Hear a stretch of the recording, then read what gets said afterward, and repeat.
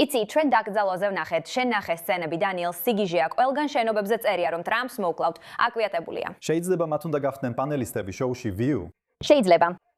ტრამპმა იცის, მანეს იცის. თუ ისლამური რესპუბლიკა შეთანხმებას დადებს, ისინი მას არ შეასრულებენ. მაგრამ აი პრობლემა.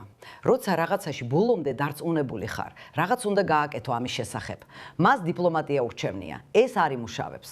და ბევრი ადამიანი ამბობს, რომ მას უბრალოდ ნოემბერში შუალედურ არჩევნებამდე მისვლა სჭირდება და მერე ვნახავთ. და რომ ვუწევდე მას რჩევას ვეთყოდი, მოისმინე, უკეთესია შუალედური არჩევნებისთვის თუ გამარჯვებას მოიპოვებ. ამერიკელებს გამარჯვება უყვართ.